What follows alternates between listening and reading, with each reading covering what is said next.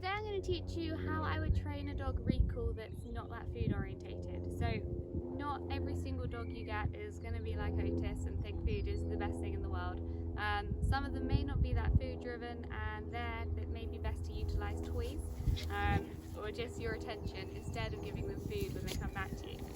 So Otis obviously already has a recall, but I'm going to train him on a different word, so I'm going to use here, so it's like we're training him recall again for the first time. So what I'm going to do to start with is get a toy the dog loves. Now generally speaking I'll go for this one, down, stay. This is the Tug Enough Chaser. This is Otis' absolute favourite toy, so you may hear a bit of barking as we start to play with this. Now what I'm going to do to start with is just make sure the dog's interested in the toy.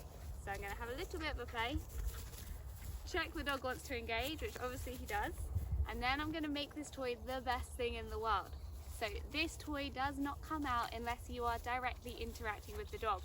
So unless you're going to have a full-on tug session like this and have a really good time with the dog, you don't bring the toy out. This toy is not left on the floor, and it doesn't come out for kind of casual play sessions where you can't really be bothered. Drop, wait. So find the toy your dog loves. It's normally going to be one of these for a tug of war with, or it's going to be a ball. Then what you're going to start doing is, as you present the toy, say your recall word. So I'm going to use Otis here. Otis here. That's it. Now that word is going to start to mean your favourite toy is coming into play. So in practice, when the dog understands this cue, it simply means come to me and have a good play. Good. Drop. Okay, what I'm going to do now, get Otis a bit further away. Enough. Get Otis a bit further away and show you how to do this with a bit more distance. Come.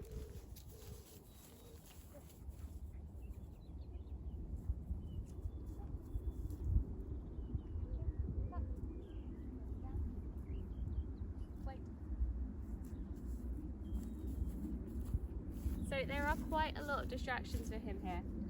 He's got road here, road there, people walking up and down this path, dogs in the background. So this isn't kind of where I would start if I had a dog that wasn't already a little bit trained. So if your dog gets easily distracted by new environments, start with this in your house, start with it in the garden, and then come somewhere like this to really proof your training.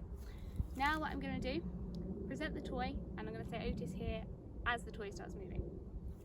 Otis here. Good. Lovely. Yes, good boy. Then he gets to play as his reinforcer. So just like giving him chicken or a nice piece of food that he loves, the equivalent to that is him having a nice play with me. Good boy. Lovely. And he's very tired. So he's been doing a lot of play and a lot of training today. Sit down. With some other dogs.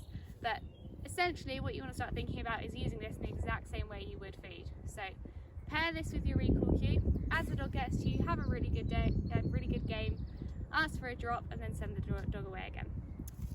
You don't want to use your recall cue too many times in your training session, so I would suggest the first time you do this, do it maybe 2 or 3 times on a walk. Don't nag your dog.